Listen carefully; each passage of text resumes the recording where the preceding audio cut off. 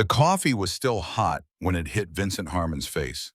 Eleanor Mason had lived 76 years without raising her hand to anyone. 40 years teaching third grade at Jefferson Elementary. 12 years as a widow. A lifetime of choosing peace over violence, kindness over cruelty, patience over anger. But on this Tuesday morning in the Copper Bell Cafe, something inside her finally broke. The breaking point came when Vincent Harmon squeezed her arm hard enough to leave finger-shaped bruises on her papery skin. When he leaned close with breath that smelled of whiskey and entitlement. When he whispered that her dead husband would be ashamed of her stubbornness. When he mentioned her son, the one she hadn't seen in 8 years, and called him worthless army trash, probably dead in some ditch. That was the moment Eleanor Mason stopped being a patient, peaceful woman. The coffee was Folgers, black, no sugar, the same coffee she drunk every morning for 50 years. It was 180 degrees, hot enough to burn, hot enough to make a man scream. Vincent Harmon screamed. His hands flew to his face. The expensive suit he wore, the one meant to intimidate an elderly woman into signing away her family's land, was now stained brown and dripping. His eyes were shut tight against the scalding liquid. His mouth was open in shock and pain and rage. Eleanor stood from the booth. Her purse was heavy in her hand. Inside were her reading glasses, a worn leather wallet, photos of her late husband and her daughter who died too young, and a small framed picture of her son in his army dress uniform. She was leaving, walking away, refusing to sign the papers that would steal her home. Vincent Harmon's fist came out of nowhere, not a slap, a punch, full force. The kind of punch a man throws when he wants to hurt someone, when he wants to break them, when he forgets or doesn't care that he's hitting a woman who taught children for 4 decades. A woman who had buried a husband and a daughter. A woman whose bones were brittle and whose skin was thin. The sound of his knuckles connecting with her face was captured on camera. So was the sound of her glasses shattering. So was the sound of her body hitting the table, then the floor. So was the silence that followed. 40 people in the Copper Bell Cafe that morning.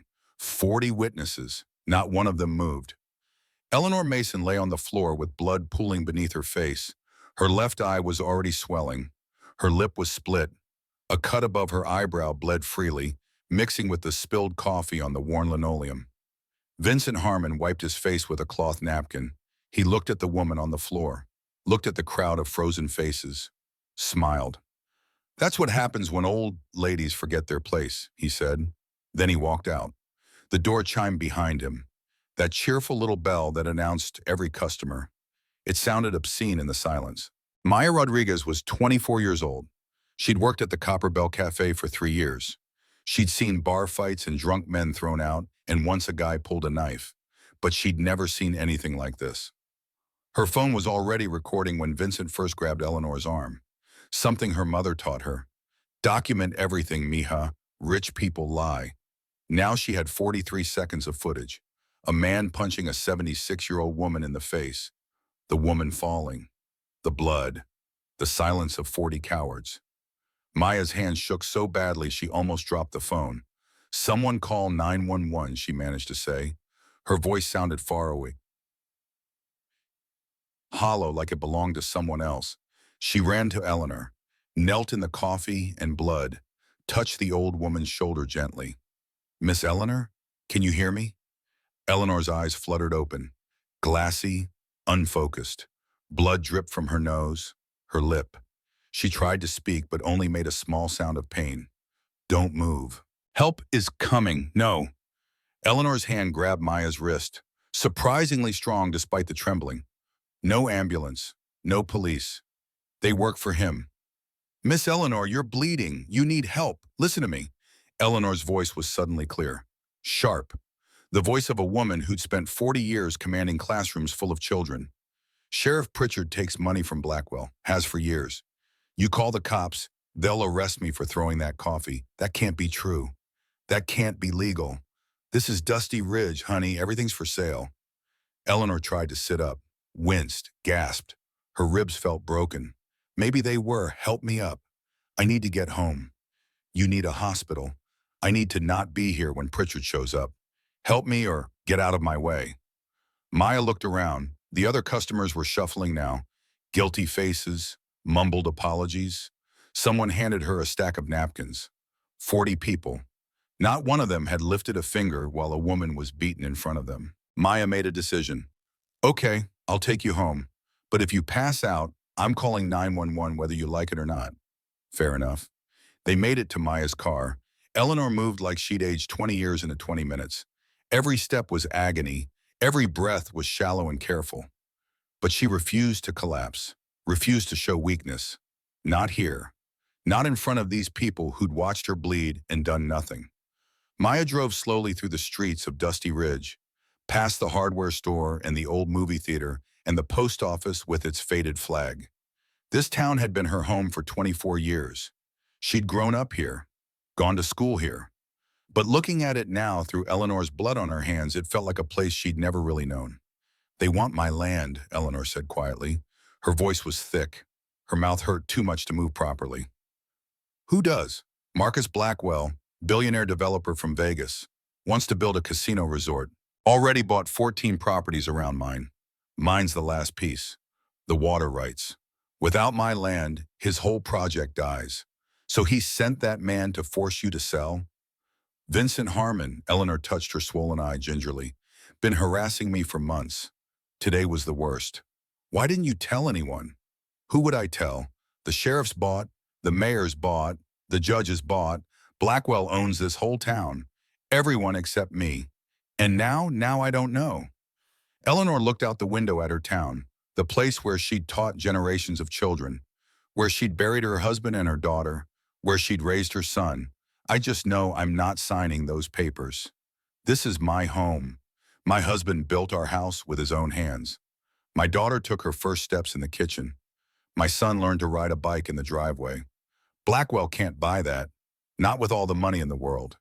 They pulled up to Eleanor's house, small ranch-style home, built in the 1950s, white paint peeling in places, American flag on the porch, flower boxes under the windows with geraniums Eleanor's late husband had planted years ago. Maya helped Eleanor inside, got her settled on the couch with ice for her face, found the first aid kit, and cleaned the cuts as gently as she could. I recorded it, Maya said suddenly. The whole thing, from when he grabbed your arm to when he walked out. Eleanor lowered the ice pack, her one good eye focused on Maya with sudden intensity. Delete it? What? No. Miss Eleanor, this is evidence. Delete it now. Why? Because if you post that video, you'll have a target on your back for the rest of your life. Eleanor's voice was flat. Final. Marcus Blackwell is worth $2 billion. He owns judges, senators, police chiefs. You think a cell phone video is going to stop him? It might. People are angry when they see things like this. People are always angry. Then they forget. They move on. And the people who made them angry are still standing, still winning, still destroying lives. Maya stared at her phone. 43 seconds of footage. A man beating an old woman. The kind of thing that should make the world stop and pay attention. My mom always says, staying quiet is how evil wins. Your mom is right. Eleanor's voice softened. But that doesn't mean she's brave or that you are. I can't just do nothing. You can survive. That's not nothing. They sat in silence. The ice pack dripped water onto Eleanor's house dress. The clock on the wall ticked steadily. Outside, Dusty Ridge went about its business. People went to work. Children played. The sun shone down on a town that had learned to look the other way. Finally, Eleanor spoke again. I have a son. His name is James. Maya waited. He was in the Army. Rangers. 20 years of service. Good man. Strong. Brave. Everything a mother could want. Where is he now? Gone. Been 8 years since I've seen him. Since I've heard his voice. Why? Because I told him to leave. Eleanor's voice broke slightly. Told him I never wanted to see him again. What happened? My daughter, James's little sister. Lily. She died in a car accident 8 years ago. Drunk driver. She was 23. I'm so sorry. James was deployed when it happened. Afghanistan, he got emergency leave but didn't make it back until 6 hours after she died. 6 hours too late to say goodbye. That wasn't his fault. I know that. Eleanor closed her eyes, but I was hurting. grieving, and when I saw him at the funeral, all I could think was that he'd chosen the Army over his family, over and over, every deployment, every missed birthday and holiday and moment. And you told him that? I told him worse. Eleanor's tears mixed with the blood on her face. I told him his daughter had called for him while she was dying, called for her daddy for 3 days, and I asked him where he was, why he wasn't there. Oh, Miss Eleanor. He left that night, drove away, and never came back. I've called his old friends, his Army buddies. No one knows where he is, or if they do, they won't tell me. Why are you telling me this? Because if I'm honest, Maya took a breath. If I'm really honest, I always hoped he'd come back, that somehow he'd know I needed him and he'd come home. But he doesn't know you're in trouble. No. Eleanor opened her eyes, and I don't have any way to reach him. Maya looked at her phone again, at the video, at Eleanor's beaten face. What if, she said slowly, what if we didn't have to find him? What if he found you? What do you mean? I mean, if I post this video, it's going to go everywhere. National news, maybe international. If your son is out there, alive, he'll see it. And then maybe he comes home. Eleanor stared at her, at this young woman with her phone and her hope and her dangerous idea. You could get hurt. You could get killed. I know. Blackwell will come after you. I know that too. Then why? Maya thought about her father, deported when she was 12, thought about her mother working 3 jobs, thought about every time she'd kept her head down and stayed quiet and hated herself for it. Because I'm tired of watching good people get hurt while everyone looks away. Because someone has to do something. Because if we don't stand up now, when do we, Maya? Eleanor was quiet for a long time. Outside, the sun was setting. Inside, shadows grew longer across the worn furniture and family photos on the walls. Post it, Eleanor said finally. Are you sure? No, but do it anyway. Maya's hands trembled as she pulled up her social media. Wrote a caption. Her voice was steady, though, when she read it aloud. This is Eleanor Mason. She's 76 years old. She was assaulted today because she refused to sell her family's home to a billionaire developer. 40 people watched and did nothing. I'm posting this because someone needs to see, someone needs to care, someone needs to help. Please share this. Please don't look away. She hit post, and everything changed. The video reached 1 million views in 2 hours, 5 million by sunset, 20 million by midnight, 50 million by morning.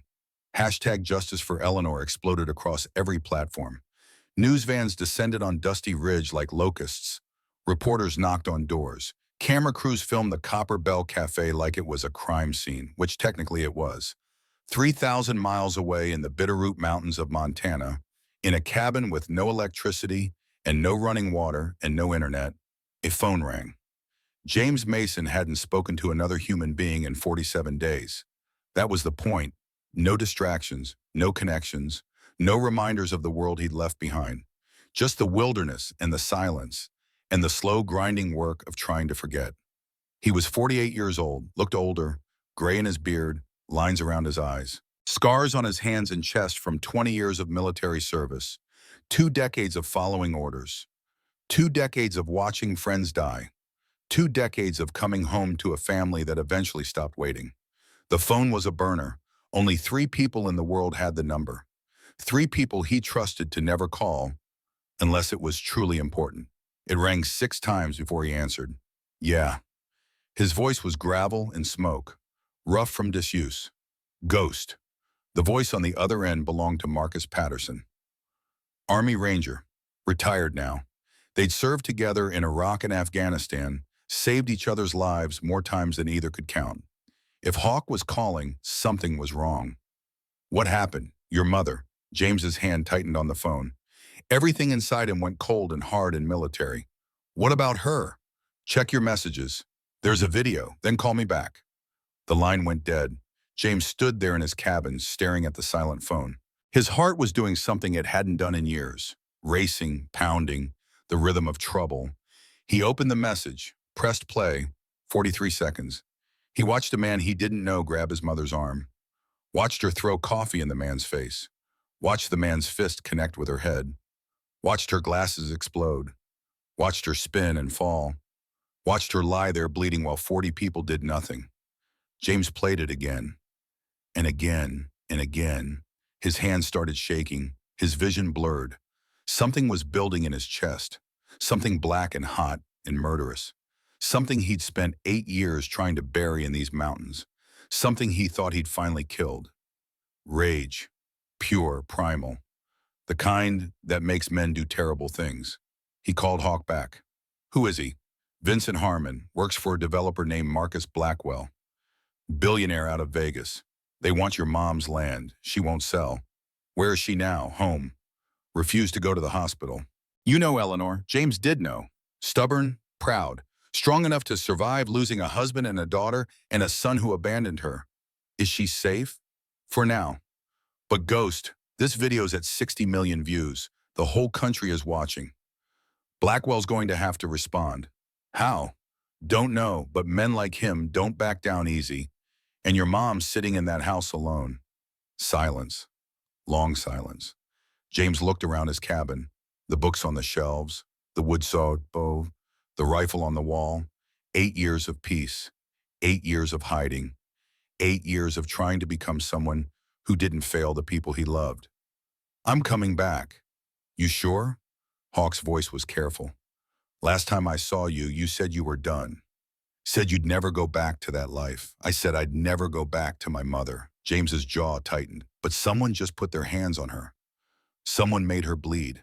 So yeah, I'm sure. How many you need? How many can you get? Hawk was quiet for a moment. Then James heard the smile in his voice. For Eleanor Mason? For Ghost coming out of retirement? Brother, I can get you an army. Just need a team. 15, 20 good men. People I trust. I'll make calls. Arizona, New Mexico, Nevada. Old Rangers, Marines, SEALs. Men who remember what it means to protect the innocent. Tell them defensive only. No offensive action unless forced. My mother wouldn't want blood on her land. And if they force it, then we finish what they start. Copy that. How soon can you move? Tonight. James was already packing. One bag, light, military efficient. I'll be there in 18 hours. Ghost? Yeah? Your mom told you to leave 8 years ago. What makes you think she'll want you back now? James stopped packing, looked at the photo he kept hidden in his drawer. Him and Eleanor and Lily at Disney World, 10 years ago, when everyone was still alive, still whole, still a family. She doesn't have to want me back. She just has to let me protect her. And after? After I make sure she's safe. After I make sure the man who hit her understands what a mistake that was. After I deal with Blackwell. After all that? After that, I don't know. Maybe I come back here. Maybe I finally do what I should have done 8 years ago and stay with her. Maybe I stop running. Maybe. Definitely. Good. Hawk's voice was warm, proud, because that woman raised a good man, and it's about time he came home. James hung up, finished packing, walked outside into the Montana wilderness. The sun was setting, the sky was on fire, red and orange and gold. He thought about his daughter, Lily, 23 years old, dead for 8 years. He hadn't been there when she died, hadn't heard her call for him in that hospital room, hadn't said goodbye. He couldn't fix that, could never fix that. The guilt would follow him forever, but his mother was still alive, still fighting, still refusing to surrender her home to men who thought money made them untouchable. He could fix that. James Mason climbed onto his motorcycle, an old Harley he'd rebuilt himself during the isolation years. He kicked it to life. The engine roared. The sound echoed across the mountains. 8 years ago, he'd ridden away from his family, from his mother, from everything. Now he was riding back. And heaven help anyone who got in his way. The ride took 18 hours. James stopped only for games, didn't eat, didn't sleep, just rode. Wyoming, Utah, Arizona, mile after mile of highway, empty desert, stars overhead, the motorcycle screaming beneath him. Every mile he replayed the video in his head, his mother's face, the punch, the fall, the blood. Every mile the rage burned hotter. By the time he crossed into Arizona, the sun was rising. By the time he reached Dusty Ridge, 29 other men were already there. Army Rangers, Marines, Navy SEALs, all retired, all responding to Hawk's call, all ready to protect an old woman who taught third grade for 40 years and refused to let a billionaire steal her home. James pulled up to Eleanor's house just after 8 in the morning. The house looked the same. White paint still peeling, American flags still flying, geraniums still growing in the flower boxes. But there were bullet holes in the windows. James's blood went cold. He was off the bike and running before his mind caught up. Through the front door, into the living room. Eleanor sat on the couch. Hawk was next to her. A medic James didn't recognize was checking her vitals. She looked up when James burst in. Mother and son, 8 years of silence, 8 years of guilt and anger and grief, 8 years of words left unsaid. Mom, that was all he could manage. One word, broken and raw, James. Eleanor's voice was steady, stronger than he expected. Her left eye was swollen shut. Purple and black bruises covered half her face. But she was alive. She was okay. I saw the video. I didn't ask you to come. I know. I don't need you to save me. I know that too. Silence. Hawk stood quietly, left the room, gave them space. But I'm here anyway, James continued. His voice was rough. Not because you need saving, because I need to make sure the man who hit you never touches you again. Eleanor's eyes filled with tears, the first tears she'd allowed herself since the attack. You look older. You look tough. Always did. Come here. James crossed the room, knelt in front of her. She reached out with a trembling hand, touched his face, traced the new lines, the gray in his beard, the years she'd missed. I'm sorry, James whispered. For leaving, for staying gone, for not being here when you needed me. I'm the one who told you to leave. You were grieving, you were hurting. I should have understood that. You were grieving too. I should have seen that.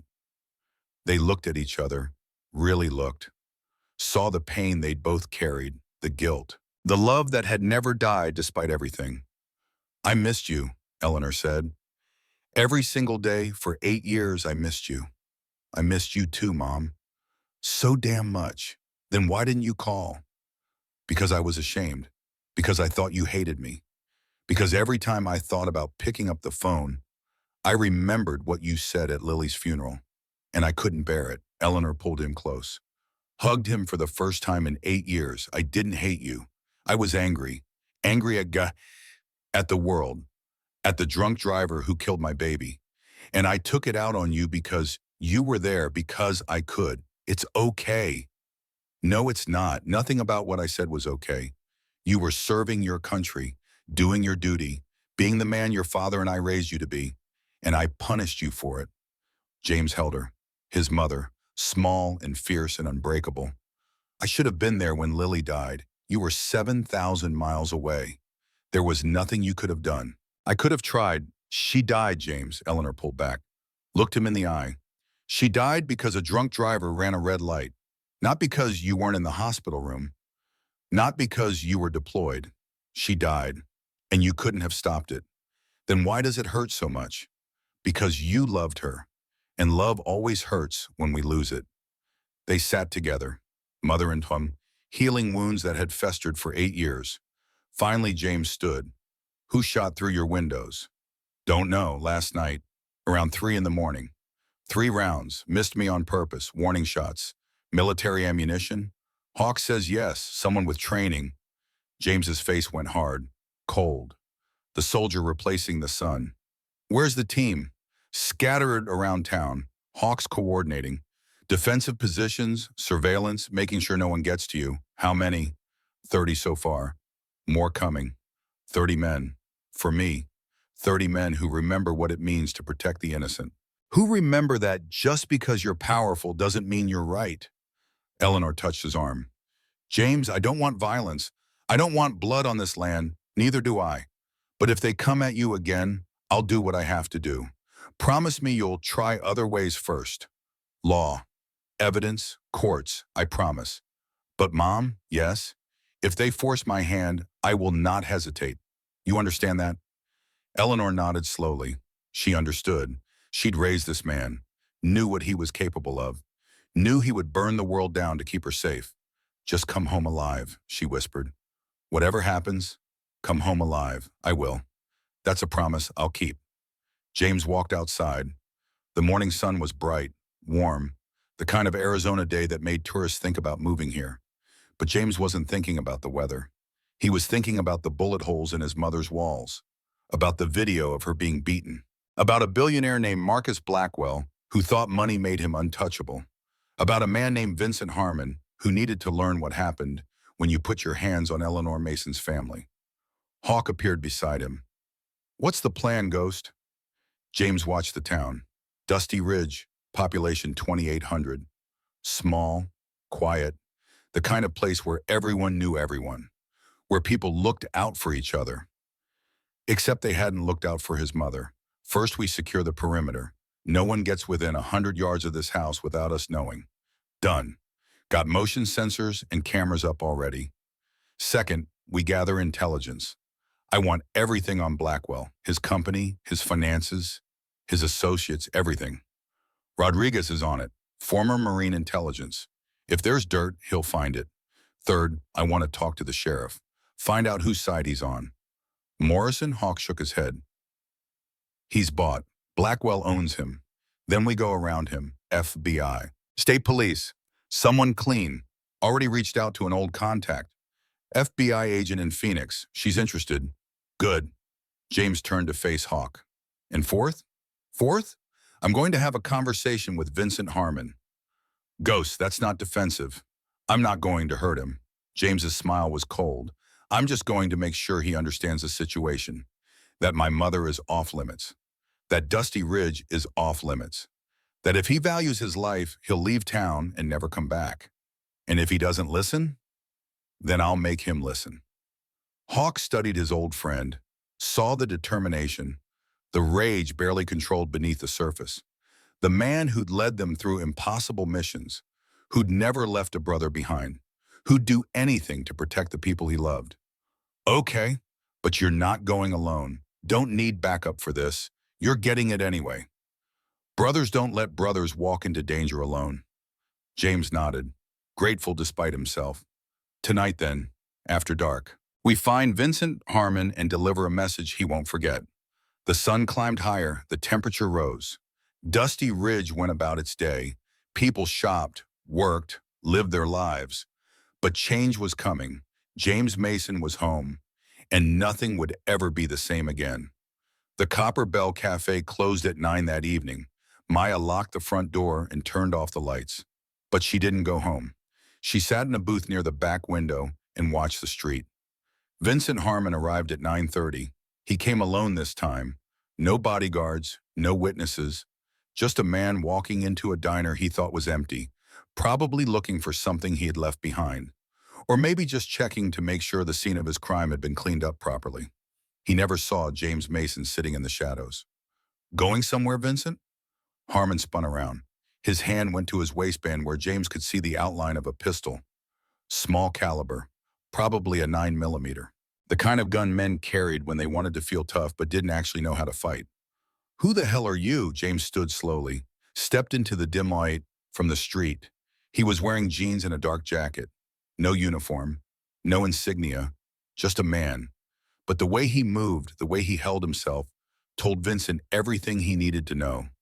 Military, dangerous, not someone to threaten. "I asked you a question." Vincent's voice tried for confidence but landed somewhere near panic. "Who are you?" "James Mason." "Eleanor's son." The color drained from Vincent's face. "The Army kid. I heard you ran off years ago." "I did. I came back. Little late, don't you think? Damage is done." James walked closer, slow, controlled, each step deliberate. Vincent backed up until he hit the counter. "You put your hands on my mother. Old bitch threw coffee in my face." "Stop calling her that, or what?" James was close now, close enough that Vincent could see his eyes. Cold, empty. The eyes of a man who had done terrible things and would do him again if necessary. "I spent 20 years in the Army Rangers. Learned a lot in that time. Learned how to track targets across 1,000 miles of desert. Learned how to neutralize threats without making a sound. Learned 47 different ways to hurt a man so badly he wishes he was dead, but survives just long enough to regret every choice that brought him to that moment." Vincent's hand moved toward his gun. "Don't." James's voice was soft, gentle almost. If you pull that weapon, I'll take it from you and make you eat it. And that's me being merciful. The hand stopped. Here's what's going to happen, Vincent. You're going to leave this town. Tonight, right now, you're going to quit your job with Blackwell. You're going to write a formal apology to my mother and publish it everywhere that video was shown. You're insane. I'm practical. James pulled out his phone, showed Vincent the screen. That video has 80 million views now. Your face is on every news channel in America. CNN did a whole segment on you, called you the face of corporate greed and violence against the elderly. So what? Vincent tried to sound defiant. I've got lawyers. Blackwell's got lawyers. Lawyers can't fix this. James scrolled through his phone. Your ex-wife gave an interview yesterday, talked about your anger issues, your drinking, the restraining order she filed in 2012. He kept scrolling. Your former employer in Nevada confirmed you were fired for assault. Your college roommate remembered the time you put someone in the hospital over a parking spot. Your own mother, Vincent. Your own mother told reporters she wasn't surprised by what you did. Shut up. You're finished. Everyone knows it except you. Blackwell knows it. That's why he stopped returning your calls. You're a liability now, dead weight. And men like Blackwell don't protect liabilities. They sacrifice them. You don't know what you're talking about. I know exactly what I'm talking about. James put his phone away. I've dealt with men like Blackwell my entire career. Rich, powerful, untouchable right up until they're not. And you know what happens to the people who do their dirty work when things fall apart? Vincent didn't answer. They go to prison while the boss walks free. They take the fall. They spend the rest of their lives in a cell thinking about how they got there, thinking about the moment they could have walked away but didn't. James stepped back, gave Vincent space. So here's your choice. Leave town tonight. Disappear. Start over somewhere else. Maybe you become a better person. Maybe you don't. But at least you're free. And if I don't, then you stay. You face the consequences of what you did. Assault charges, elder abuse, conspiracy. The FBI is already building a case against Blackwell. They'll want testimony. They'll want someone to flip. He paused. That someone could be you, or it could be the next guy Blackwell throws under the bus. Your choice. Vincent stood there shaking. His tough guy act completely gone now. Just a scared, middle-aged man who'd made terrible choices and was finally facing the bill. I didn't mean to hit her that hard, but you did. She made me so angry. That's not an excuse. I know. Vincent's voice cracked. God help me, I know. James watched him. This broken man, this bully who'd terrorized an old woman. Part of him wanted to hurt Vincent, wanted to make him feel every bit of pain Eleanor felt when his fist connected with her face. But Eleanor's voice was in his head. Promise me you'll try other ways first. 24 hours, James said. Be gone by then or I call the FBI myself. And Vincent, yeah, if I ever see you near my mother again, I won't be this nice. Vincent nodded, stumbled toward the door, stopped. For what it's worth, I am sorry. I really am. Tell that to her. Not me. Vincent left. The door chimed behind him. That same cheerful bell. Maya emerged from the kitchen where she'd been hiding. Do you think he'll actually leave? Honestly, I don't know. Men like him are unpredictable. Might run, might double down, might do something stupid. What if he goes to Blackwell, tells him you threatened him? James smiled without humor. I'm counting on it. Why? Because I want Blackwell to know I'm here. Want him to know Eleanor's not alone anymore. Want him to understand that every move he makes from now on has consequences. You're trying to provoke him. I'm trying to protect my mother. If that means making Blackwell nervous enough to make a mistake, then yes. Maya studied him. This man who'd appeared from nowhere, who moved like a soldier and talked like someone who'd seen the worst humanity had to offer and survived it. Your mother missed you, she said quietly. 8 years is a long time. I know. She talked about you sometimes, when it was slow.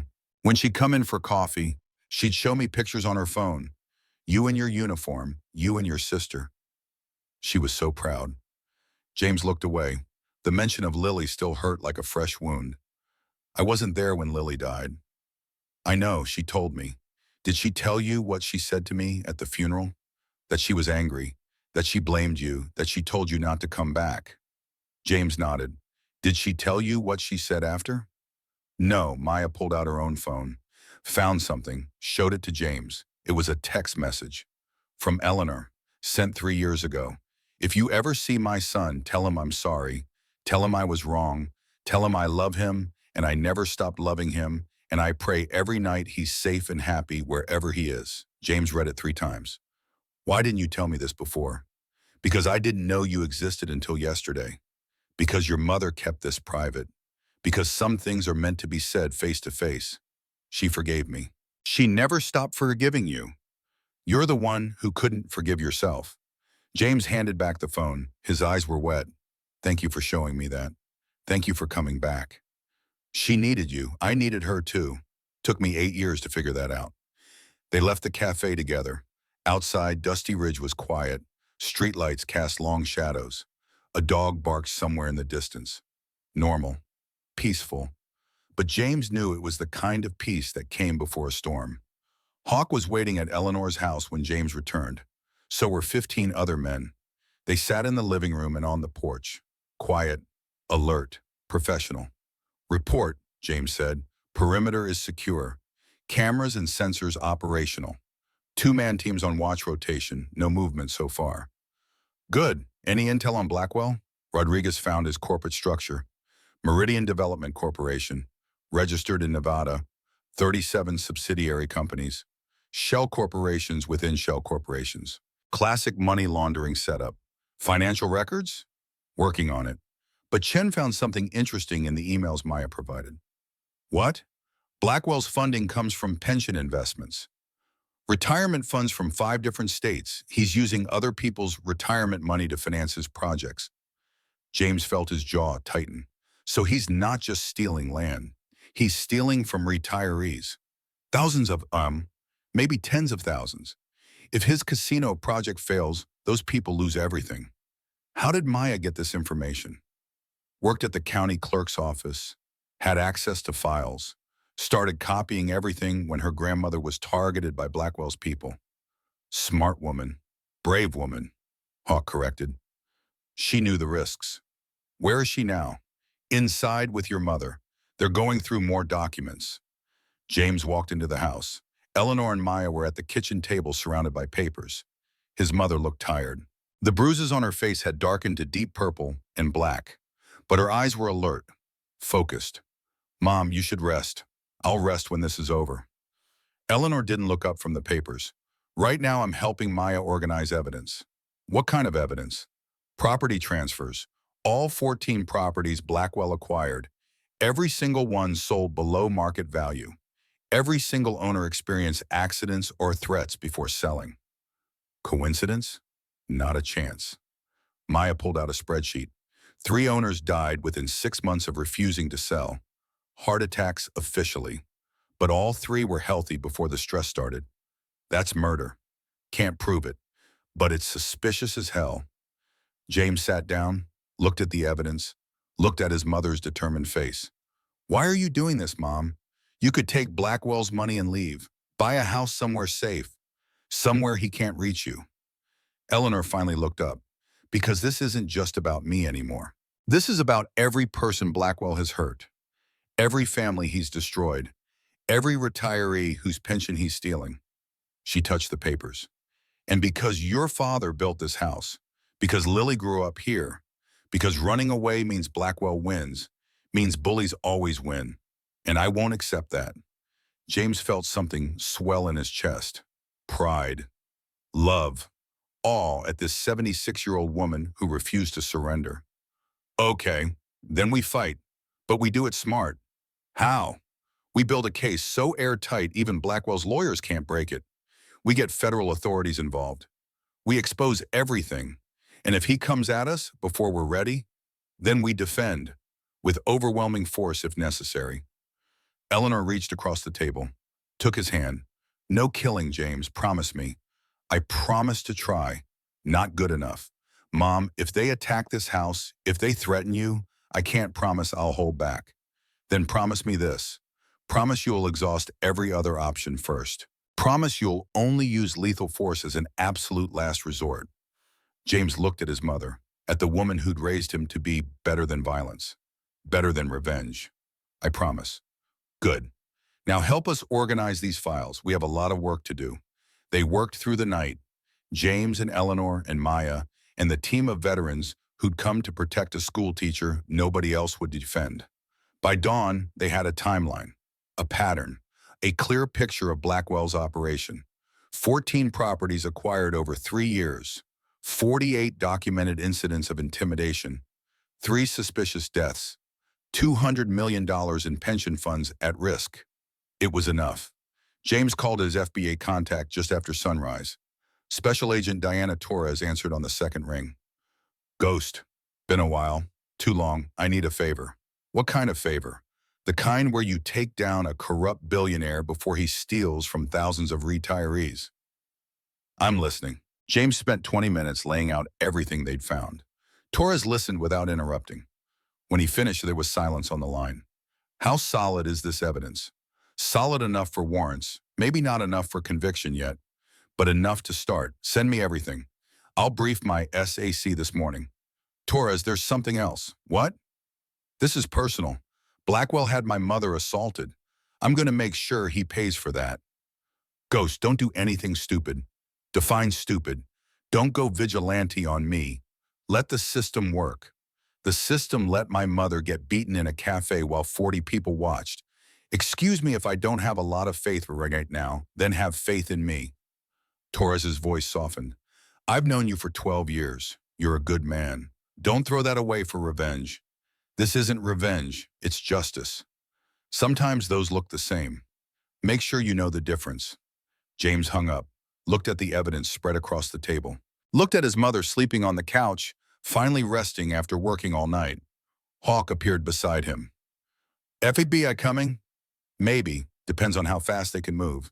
And if they can't move fast enough, then we handle it ourselves. Ghost, that's a bad idea. I know, but it's the only idea I've got. The attack came at 3 in the afternoon. James was outside checking the perimeter when the first shot rang out. High caliber, probably .300 Winchester Magnum. The bullet hit the dirt 6 inches from his foot. Contact, he shouted. Get inside now. The veterans moved with practiced efficiency. Within seconds, they were in defensive positions. Windows covered, weapons ready. Eleanor pulled into the interior bathroom where there were no windows. James scanned the tree line 300 yards out. Saw the glint of a scope. Sniper, southwest position, single shooter, another shot. This one hit the porch railing. Splinters exploded, still not aimed to kill, warning shots. Hawk crawled to James's position. What do you want to do? Find out who's shooting and why. Could be Blackwell's people, or could be someone else. Either way, we need to know. James grabbed a radio. Chen, you got eyes on that position? Affirmative. One shooter, looks professional. Not moving yet.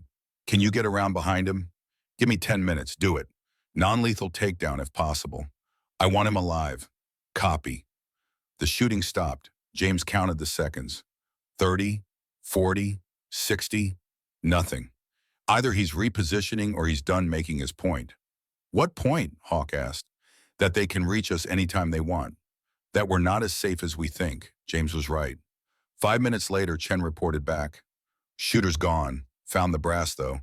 Military-grade ammunition, steel Viper markings. Blackwell's mercenaries. Looks like. Also found this. Chen held up a piece of paper weighted down by a rock.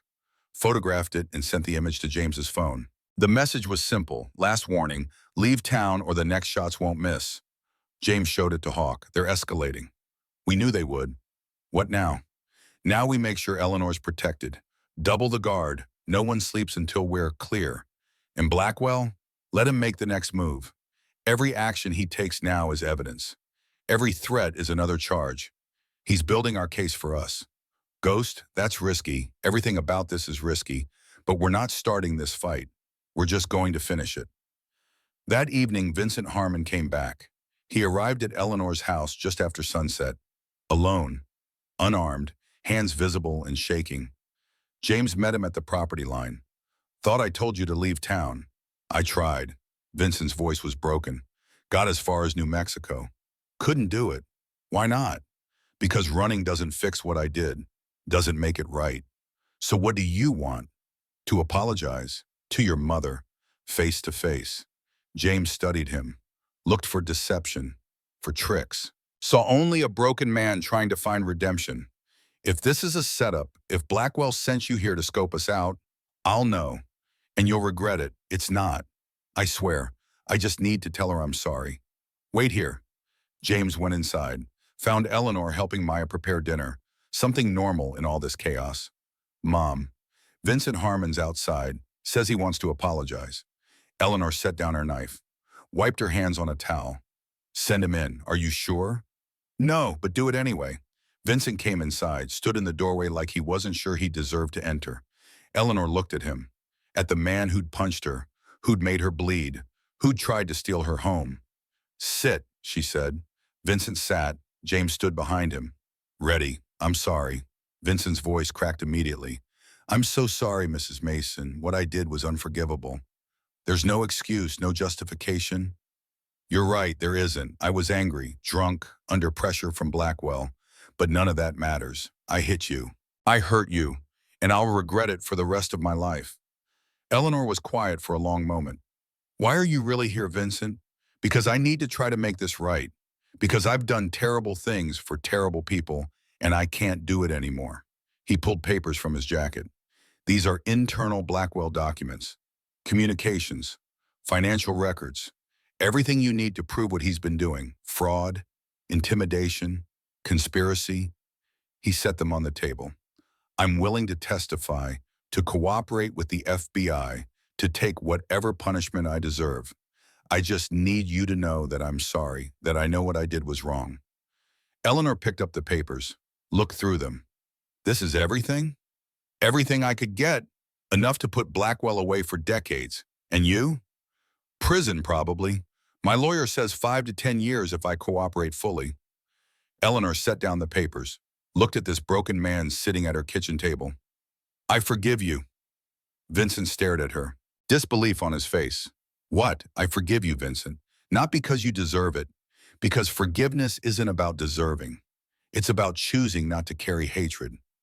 But I hurt you. Yes, you did. And I'll carry these scars forever, but I won't carry the poison of hating you. Life's too short. I've already lost too much. She stood, walked to where he sat. You can't undo what you did, but you can choose who you become next. Choose better. Be better. Vincent broke down, completely, sobbed like a child. Eleanor let him cry, put a hand on his shoulder. This woman who had every right to hate him, showing him grace instead. James watched from the doorway, watched his mother demonstrate a strength he'd never fully appreciated. The strength to forgive, the strength to show mercy when revenge would be easier. He understood then why she'd told him not to kill, why she'd made him promise to try other ways first, because she was trying to save him, not from Blackwell, from himself, from becoming the kind of man who solved problems with violence instead of wisdom. Vincent left an hour later. The documents stayed. James and Maya started cataloging them immediately. Everything they needed, everything Torres would need to move forward. But James couldn't shake the feeling that something was wrong. He was right. At 11 that night, black SUVs rolled into Dusty Ridge, 8 vehicles, tinted windows, professional drivers. Steel Viper security had arrived. Colonel Jack Mercer stepped out of the lead vehicle. 52 years old, former Special Forces, dishonorable discharge for excessive use of force. Now he ran a private military company that did the kind of work governments couldn't officially sanction. He'd brought 20 men, all former military, all trained killers, and they were setting up a command post at the sheriff's office. James got the report from Rodriguez. What are we looking at? Full tactical team, automatic weapons, body armor, military-grade communications. These guys aren't here to intimidate. They're here to operate. Rules of engagement? Unknown. But if Blackwell hired Steel Viper, he's done playing games. James looked at his mother sleeping peacefully in her bedroom, at Maya working on evidence in the kitchen, at the 15 veterans who'd come to protect them. Against 20 professional operators, the odds weren't good. His phone rang. Torres. Ghost, we've got a problem. What kind? Blackwell fled the country 3 hours ago. Private jet to Mexico. Hermosillo. Son of a bitch. We're working with Mexican authorities for extradition, but it could take weeks, maybe months. He can't get away with this, I know. But my hands are tied. International law, jurisdiction, red tape. What about the evidence Vincent gave us? It's good, really good. We can get warrants for everyone else. Harmon, the judge, local officials. But without Blackwell, we can't close the case. Then I'll bring him back. Ghost? No, that's kidnapping. That's international law violation. That's federal charges. I don't care. You should. You'll go to prison. Maybe. But Blackwell will face justice. Worth it. Torres was quiet. If you do this, I can't protect you. Never asked you to. Ghost, listen to me. Your mother needs you. Don't throw your life away. My mother needs Blackwell to pay for what he did. That's more important. He hung up. Looked at Hawk. How fast can we get to Mexico? 4 hours by car, 2 by helicopter if we can find one. Get the team ready. We leave in 30 minutes. What about Eleanor? Frank Morrison stays with her, 20 men for security. They'll be safe. And if Steel Viper moves while we're gone, then they defend. With everything they've got. This is insane, Ghost. I know. But it's the only play we have left. James went to his mother's room, woke her gently. Mom, I have to go. Where? To bring Blackwell back. To finish this, Eleanor sat up, looked at him with fear in her eyes. You promised you'd stay, and I will. I'm coming back. But first I have to make sure he can't run, can't escape, can't hurt anyone else. James, this is dangerous. Everything worth doing is dangerous. Don't get killed at trying to protect me. I won't. I promise. They hugged, long and tight. I love you, Mom. I love you too, baby. Be careful. Always. James left before she could argue further. The team was already assembled. Hawk, Rodriguez, Chen, Doc Williams, 8 others. All former Rangers or Special Forces, all ready to cross into Mexico and extract a billionaire criminal. It was insane. It was illegal. It was necessary. They loaded into 3 vehicles and drove into the night. Behind them, Dusty Ridge held its breath. Ahead of them, Mexico and Marcus Blackwell waited. And somewhere in between, the line between justice and revenge grew thinner with every mile. The drive to Mexico took 3 hours and 42 minutes. James sat in the passenger seat watching the desert fly past. Miles of empty highway, stars overhead. The kind of darkness that felt absolute. The kind that made you think about choices and consequences in the thin line between right and wrong. Hawk drove. Didn't speak. Didn't need to.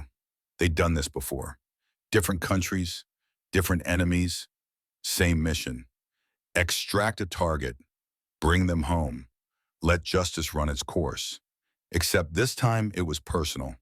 This time the target had hurt James's mother. Rodriguez's voice came through the radio from the second vehicle. Ghost, I've got updated satellite imagery. Blackwell's compound is 15 miles outside Hermosillo. Private road, single entry point. Looks like 8 guards on the perimeter. Maybe more inside. Weapons? Unclear. But assume they're armed and professional. James pulled up the imagery on his tablet, studied the layout. Main house in the center. 2 outbuildings. Guard posts at the gate and corners. Security cameras everywhere. Chen, can you kill their system remotely? Negative. It's a closed network. I'll need physical access to their router. How close? Within 50 feet of the main house.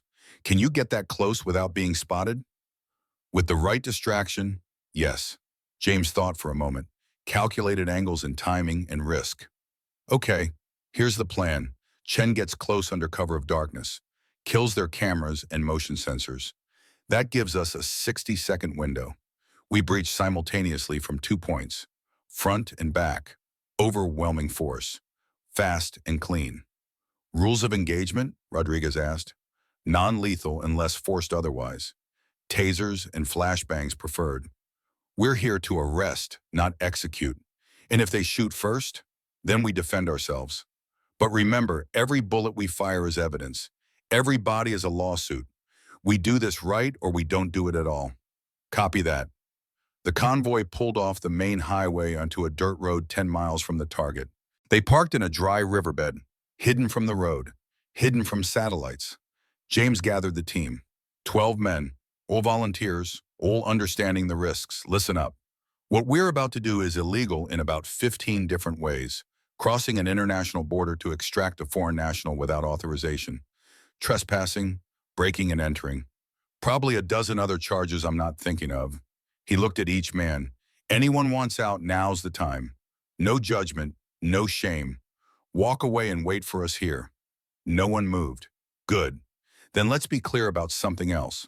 We're not mercenaries. We're not criminals. We're soldiers doing what soldiers do. Protecting the innocent, stopping the guilty, making sure justice happens when the system can or won't. He pulled up the imagery again.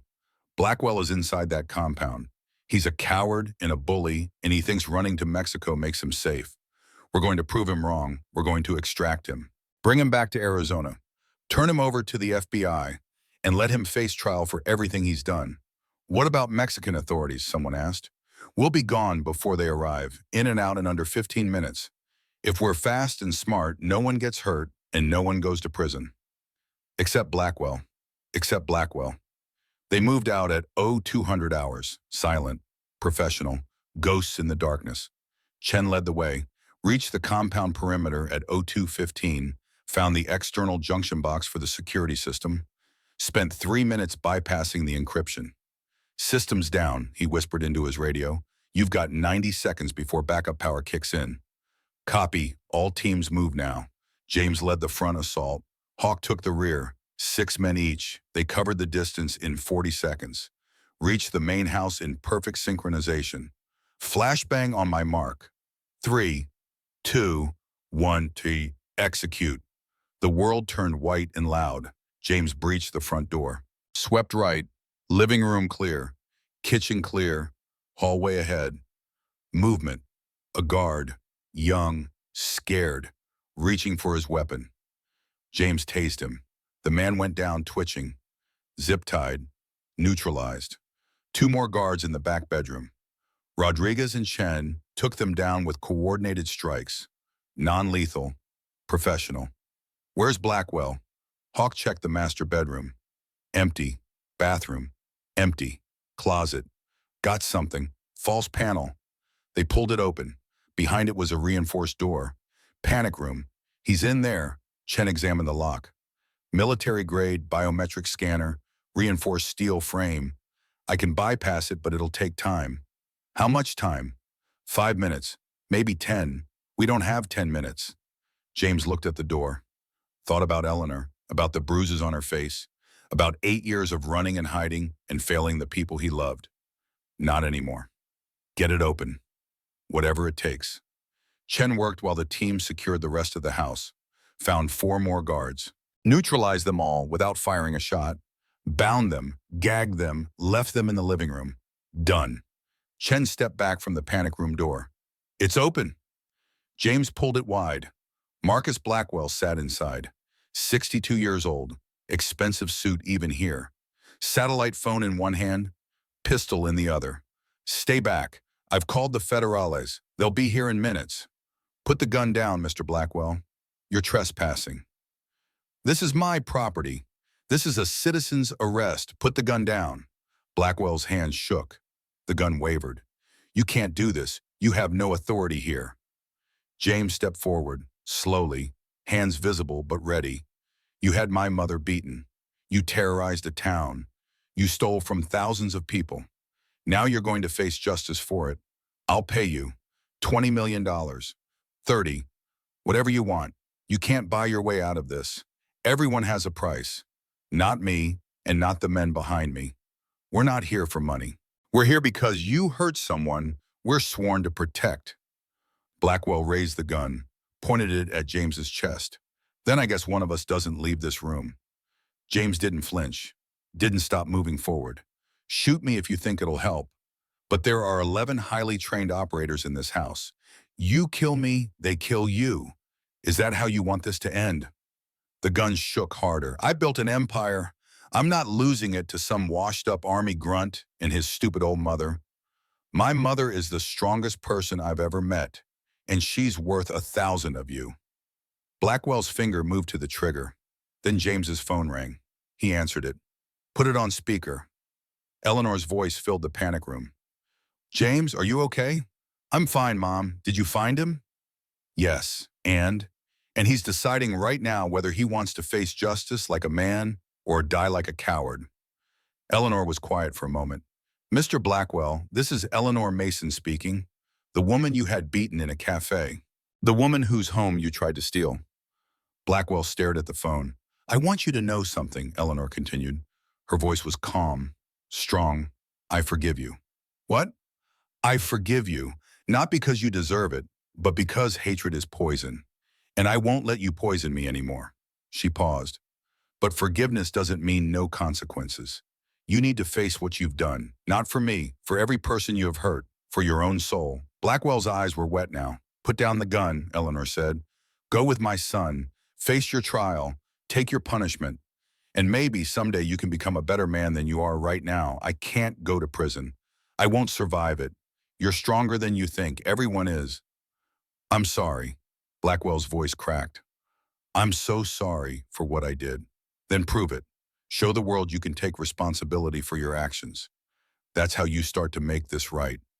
The gun lowered, slowly, dropped to the floor. Blackwell collapsed, put his face in his hands, sobbed. James moved in, zip-tied his hands behind his back, pulled him to his feet. James, Eleanor's voice.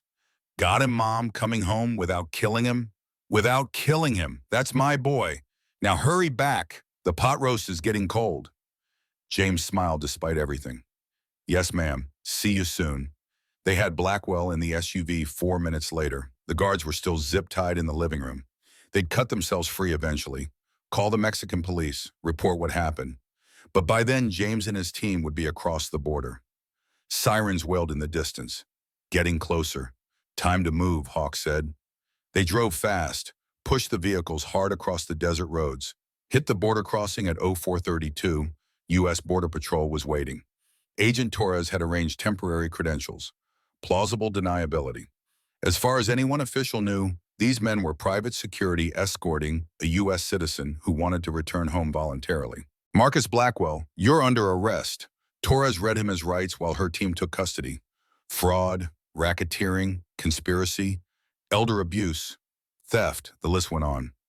How did you know? Blackwell asked. His face was blank, defeated. How did you convince the federales to let them cross? I didn't. Torres smiled. You came back voluntarily, isn't that right, Mr. Blackwell? Blackwell understood. If he claimed kidnapping, international incident, extradition battles, years in Mexican prison first.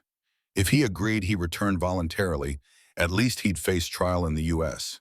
Maybe get a decent lawyer. Maybe negotiate a deal. Yes, I came back voluntarily. Thought so. Torres looked at James. Go home, Mr. Mason. Your mother's waiting.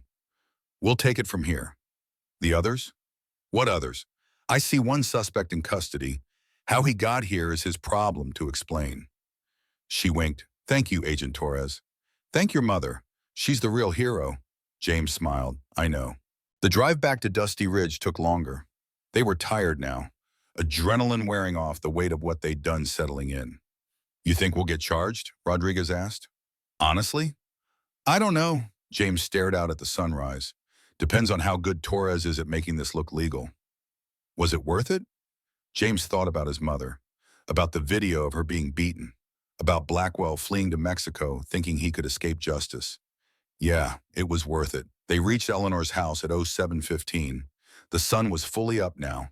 Warm Arizona morning. The kind of day that felt like a new beginning. Eleanor was waiting on the porch, still in her robe, coffee in hand. She looked tired, worried. But when she saw James step out of the vehicle, her face transformed. Relief, joy. Well, James walked to her, climbed the porch steps, stood in front of the woman who'd raised him. It's done, he said. Blackwell's in custody. He's going to face trial. He's going to pay for what he did. Anyone hurt? No one. We kept our promise. Non-lethal force only. Eleanor set down her coffee, hugged him tight. I was so scared. I thought I was going to lose you again. Never. I'm done running, Mom. I'm done leaving. I'm here and I'm staying. For how long? Forever. Or as long as you'll have me. Eleanor pulled back, looked at him with tears in her eyes. I'll always have you. You're my son. That doesn't change, never changes. They stood there, mother and son, holding each other while the team quietly dispersed, giving them space, giving them time. Maya came out with fresh coffee for everyone. Doc Williams checked James for injuries, found bruises, scratches, nothing serious. You got lucky, Doc said. We all did. The next 3 months moved fast. Marcus Blackwell's trial became national news. The billionaire who terrorized a small town, the elderly woman who refused to surrender, the son who came home after 8 years to protect her. Cable news ran segments every night. Pundits debated vigilante justice versus systemic failure. Social media exploded with opinions. But in Dusty Ridge, life slowly returned to normal. The FBI arrested 17 people total: Blackwell, Vincent Harmon, Judge Patterson, 2 county commissioners, a dozen others involved in the conspiracy. The evidence Maya and Vincent had was overwhelming.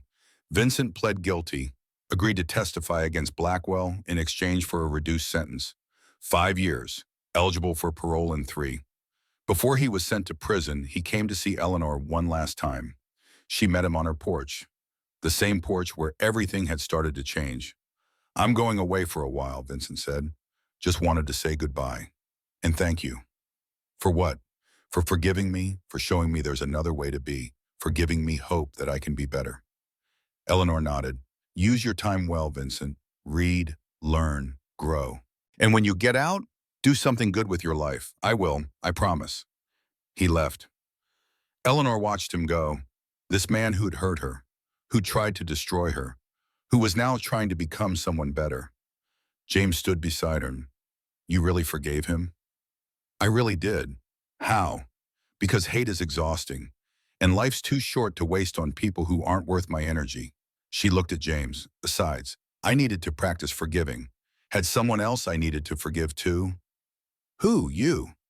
James felt his throat tighten. Mom, I don't deserve your forgiveness. Neither did Vincent. That's not how forgiveness works. She took his hand.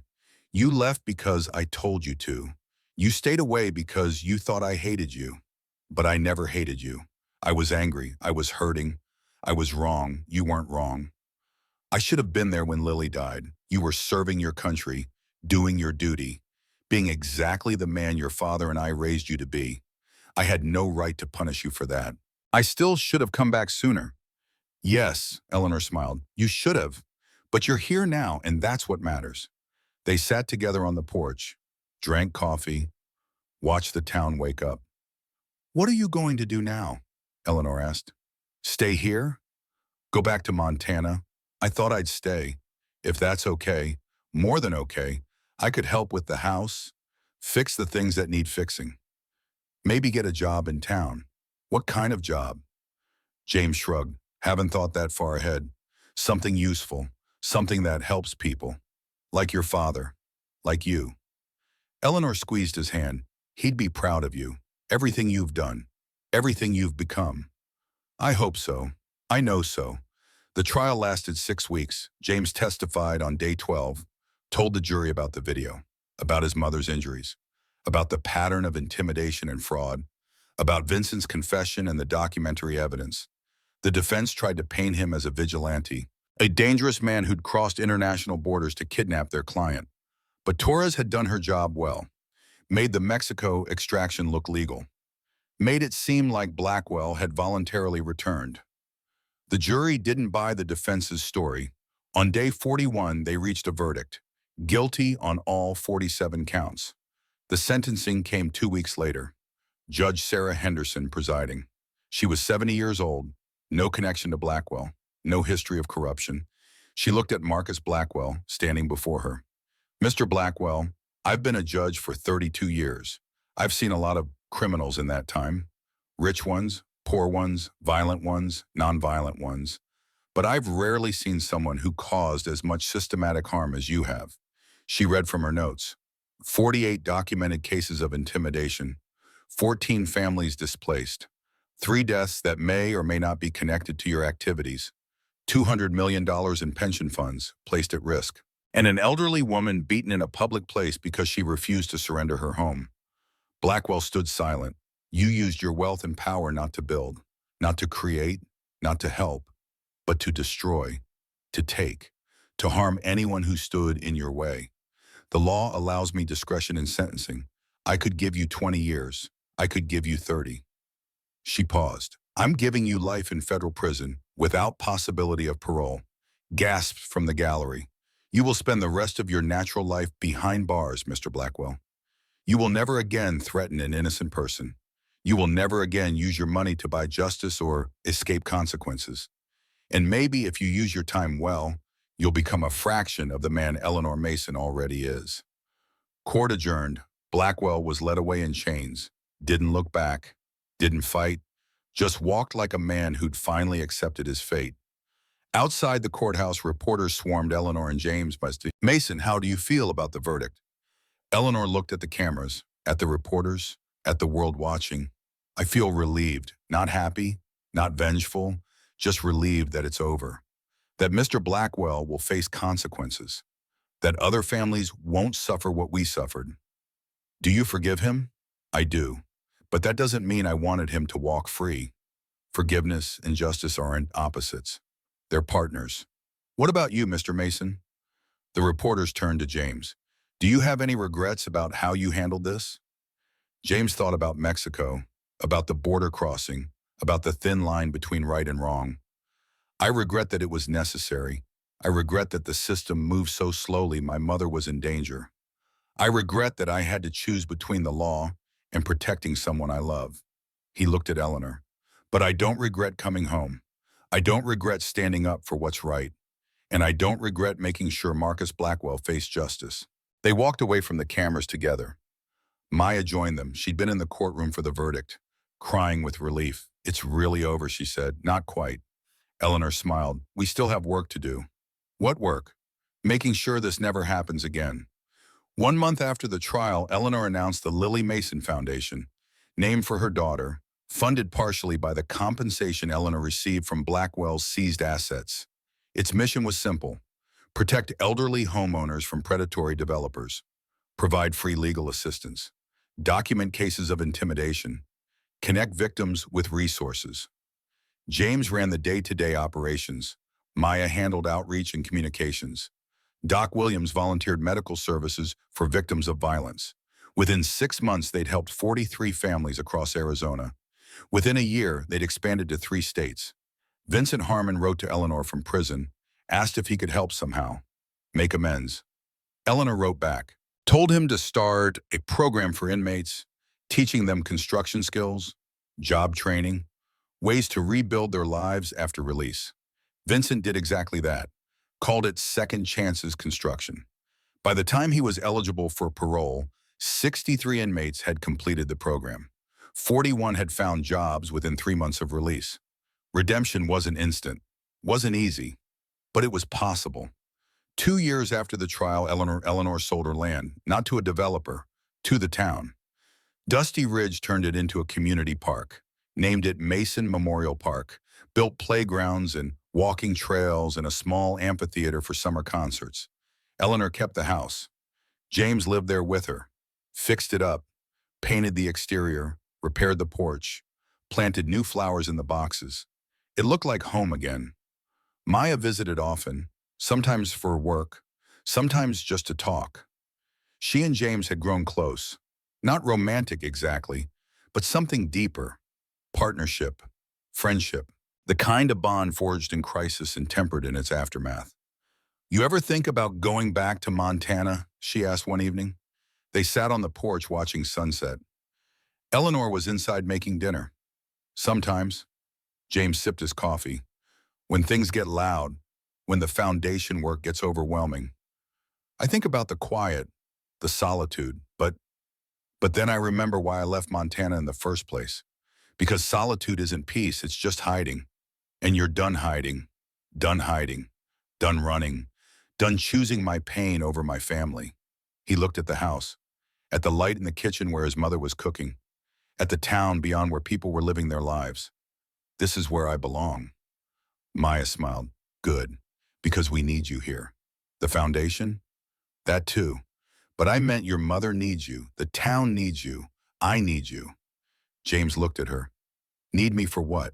For reminding us what it looks like to do the right thing, even when it's hard. Even when it costs you. I didn't do the right thing. I broke about 15 laws bringing Blackwell back. You did what was necessary, and you did it for the right reasons. That counts for something. Eleanor called from inside. Dinner's ready. They went in together, sat at the table Eleanor had owned for 40 years, ate pot roast and potatoes and green beans, talked about the foundation, about the families they'd helped, about the new cases coming in. Normal conversation, normal life. But underneath it, something profound. Three people who'd been broken by loss and trauma and injustice, who'd found each other, who'd fought together, who were healing together. That night after Maya left and Eleanor went to bed, James stood on the porch alone. He thought about Lily, about the 8 years he'd spent running from her memory, about the guilt that had nearly destroyed him. He thought about his father, about the man who'd built this house with his own hands, who'd taught James about duty and honor and standing up for what's right. He thought about Eleanor, about her strength, her forgiveness, her unwavering belief that people could be better than their worst moments. And he thought about himself, about the choices he'd made, about Mexico and Blackwell and the thin line between justice and revenge. He'd crossed that line, maybe, hard to say, but he'd come back from it, hadn't let the darkness consume him, hadn't become the kind of man who solved every problem with violence. His phone buzzed, text from Hawk. Heard the foundation hit 100 families helped. Proud of you, brother. James smiled, typed back. Couldn't have done it without you, without all of you. That's what brothers are for. You need us again. We're there, I know, thank you. He put the phone away, looked up at the stars. Somewhere out there were men he'd served with, men he'd fought beside, men who'd answered his call when he needed them. Brothers, family. Not by blood, by choice. The door opened behind him, Eleanor in her robe. Can't sleep, she asked. Just thinking about everything. Lily, Dad, the last 2 years. Heavy thoughts. Good thoughts, though. Grateful thoughts. Eleanor joined him at the railing, looked out at the town. I'm proud of you, James, everything you've done, the foundation, staying here, choosing to be present. I'm just trying to make up for lost time. You can't make up for it, Eleanor's voice was gentle. You can only move forward. Is that enough? It's everything. They stood together in comfortable silence, mother and son, healed, whole. Finally, Eleanor spoke again. Your father used to stand here. Every night before bed, he'd look at the town, at the stars, and he'd say a prayer. What did he pray for? Strength to do right, wisdom to know what right was, and courage to face whatever came. James felt tears in his eyes. Those are good prayers, they are. Mom, yes, thank you for not giving up on me, for forgiving me, for letting me come home. Eleanor took his hand. You're my son. There's nothing to forgive. You were always home. You just had to find your way back. And I did. Yes, you did. They went inside together, turned off the lights, went to their rooms. James lay in his childhood bed, in the room where he'd grown up, where he dreamed about being a soldier, about serving his country, about being a hero. He'd done all those things, but he'd learned something important. Heroism isn't about combat, isn't about medals or glory or public recognition. It's about showing up, about staying, about choosing the hard right over the easy wrong. It's about forgiveness, both giving it and accepting it. It's about family, about protecting the people you love, about being present for them, about being home. James closed his eyes. For the first time in 8 years, he slept without nightmares. 3 years after the trial, Vincent Harmon was released on parole. He came to Dusty Ridge, not to stay, just to visit, to thank Eleanor in person. She met him at the park, the one built on her old land. They sat on a bench near the playground, watched children playing. You look different, Eleanor said. I feel different. Prison changes you, sometimes for worse, sometimes for better. Which was it for you? Better, I hope. Time will tell. He looked at the playground. I'm starting a business, construction, helping people rebuild homes, renovations, repairs, honest work. That's good. I wanted to ask if I could do some work for you, free of charge, fix whatever needs fixing around your house. Vincent, you don't have to do that, I know. But I want to, need to. Eleanor thought about it. Okay, but you let me pay you. Fair wages, no charity, deal. They shook hands. This woman and the man who'd once hurt her, finding a way forward, together. Over the next 6 months, Vincent did beautiful work on Eleanor's house. New roof, new porch, repaired the foundation, painted everything. James worked alongside him sometimes. Didn't talk much, just worked. Two men with complicated pasts building something good. One afternoon while they were taking a break, Vincent spoke. I think about that day in the cafe all the time. James didn't respond. I think about how easy it would have been to walk away, to tell Blackwell no, to choose different. But you didn't. No, I didn't. And I'll regret that for the rest of my life. Good. Vincent looked at him. Good? Yeah. Good. James met his eyes. Regret means you learn something, means you won't make the same mistake again. That's how we get better. Your mother said something similar. She's a smart woman. The smartest, Vincent smiled. She saved my life, showing me forgiveness, giving me a chance to be better. She has that effect on people. They went back to work. The sound of hammers and saws filling the afternoon. Building, creating, healing. 5 years after the trial, Eleanor Mason turned 81 years old. The town threw her a party. Massive celebration in the park that bore her family's name. 200 people came. Former students, friends, people the foundation had helped. James watched his mother laugh and dance and accept hugs from an endless line of well-wishers. She looked happy, truly happy. Maya stood beside him. She's an amazing woman, always has been. I just forgot for a while. You remembered when it mattered. Barely. James shook his head. I almost stayed away, almost let fear win. But you didn't. No, I didn't. They watched Eleanor cut her cake, make a wish, blow out candles while everyone sang. What did you wish for? Someone asked. Eleanor smiled mysteriously. Can't tell you or it won't come true. Later that night, after everyone left and the park was cleaned up and Eleanor was home in bed, James asked her, what did you really wish for? Eleanor looked at him, at her son who'd come home, who'd stayed, who'd built a life here. I wish that this feeling would last forever.